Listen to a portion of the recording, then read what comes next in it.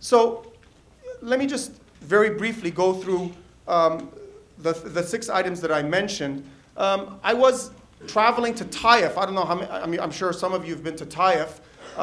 For the young people in the audience, I never thought I'd see monkeys, but I saw monkeys in Taif. Other than that, talking to people that came out of the mosque on a Friday, I went and talked to people about King Abdullah in Taif. I spoke to people in Dammam in the eastern province. These were Shia. I talked to businessmen. And without exception, they all said that the King's National Dialogue Forum has been a godsend. And so I would venture to say, if I were to come away from this book and King Abdullah, the institutionalization of a free dialogue space within Saudi Arabia will be one of the legacies of King Abdullah, without doubt. The second thing I think is worth noting is, once again, the importance of the technocrats that he's put in place. People like Prince Faisal at the Education Ministry. People like the ambassador here, not from the royal family, mind you, but a young person through meritocracy rising to become the ambassador of Saudi Arabia in the United States. Or Noura Al-Fayez, the deputy education minister, for the first time. It's very interesting. The night that this appointment was announced, I was in Riyadh, and I was in the elevator, and a few ladies were on the elevator, and they were giddy and all happy, and I said, congratulations. And they said, no, it's not, don't congratulate us, congratulate King Abdullah, because without him, this would not have been possible. So I venture to say that the women of Saudi Arabia are certainly very blessed to have King Abdullah as their leader. The third area, foreign policy. I would venture to say that King Abdullah is indeed the peacemaker. When he sees an image of fighting between Hamas and Fatah, tears come to his eyes. He invites them without telling his foreign minister, and invites Hamas and Fatah to come to Mecca and to sit down and work out their differences. This is a man who firmly believes in peace. This is a man who offered Israel, and it's still valid, his offer, to make peace with Israel in exchange for recognition. He is a peacemaker at heart. And this is, I suppose, juxtaposed to the inflammatory rhetoric that one sees coming from Iran. While Iran is the arc of instability, as I mentioned earlier, King Abdullah and Saudi Arabia are certainly the arc of stability in the region. The other factor that I'd like to talk about is, as I said, his courageous attempt to fight the extremists, what he calls deviants, with their rhetoric. I remember a story recounted by someone in Saudi Arabia who was privy to a meeting between a group of ulama who went to see the king. Their complaint that satellites were immoral, that satellites were corrupting the mind. And it infuriated the king so much that he kicked him out of his office. He did not like that kind of language. And instead, and let me go back to an important point. He can stand up to these extremists because he's a pious person. And anywhere in Saudi Arabia that I go, the people that I've visited, the one thing they mention about King Abdullah is that he's a pious person. And when you're pious and religious, you can stand up to people who are ignorant. And I think that's served King Abdullah very, very well.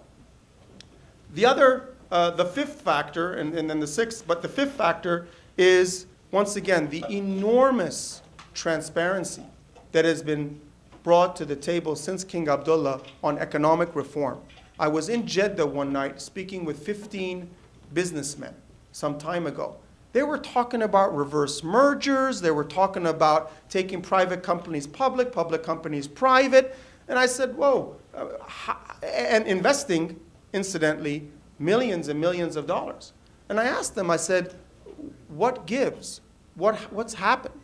And without exception, they said, we're confident Because behind us stands King Abdullah. He has brought a level of transparency and reform to the Saudi financial sector, financial markets, that gives confidence to the private sector. And that's what's really driving the private sector in Saudi Arabia. Or, for example, a talk with a banker in Saudi Arabia, in Jeddah, who was saying that since the advent of King Abdullah, things have gotten a lot better from a banking perspective. So I would say, as I venture to say, if I were American, I would certainly have no hesitation to take my money and put it in a 3-year CD in Saudi Arabia. Plus, you get a better rate of return. Finally, and this is once again, in my opinion, another lasting legacy of King Abdullah, is education. He is changing Saudi Arabia by institutionalizing education reform. Whether it is the King Abdullah University for Science and Technology, which many now believe is going to be the MIT of the Middle East, or whether it's a school around the corner in Taif. But what the king is doing is, as I mentioned earlier, is creating homes and houses of wisdom. And that's how he approaches education. And I think this is very, very important for the future of Saudi Arabia, for the future of the region, because what happens in Saudi Arabia matters to the world. I'd like to emphasize one other point about King Abdullah, and I'll go to question and answers.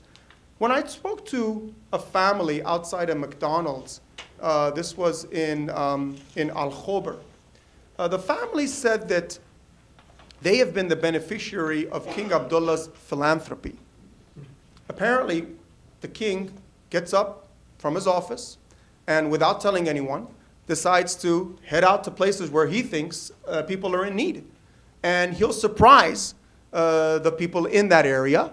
And if they're not taken care of, he'll get angry and he'll get upset. But the people who are less fortunate become the beneficiary of his philanthropy. A few years ago, if you recall, we had a world food crisis. King Abdullah gave $500 million to the World Food Organization. $500 million. His philanthropy has extended to solving world hunger, to Lebanon, to Haiti. Recently, the king gave $50 million to the victims in Haiti, and Palestinian territories. But his philanthropy has also come to our neighborhood as well. And I'd like to acknowledge someone in the crowd. I don't know, Veronica. Can you stand up for a second? Veronica Nolan is from the Urban Alliance. Her organization has been the beneficiary of King Abdullah. Veronica is the mother to, and I say this euphemistically, but she is the head of Urban Alliance, which takes care of underprivileged children in Baltimore and Washington. King Abdullah reached out to Veronica. And today, thanks to the king, there are children in the Baltimore, Washington area who are the beneficiaries of his philanthropy. So whether it's, thank you very much. So whether it's Haiti, Lebanon, or right here in Baltimore, Washington area, this is a man who feels for the people, feels their pain. And yes, there are many, many issues that remain to be solved in Saudi Arabia. No one doubts that what the king is doing is a Herculean task. There are still issues that remain to be solved.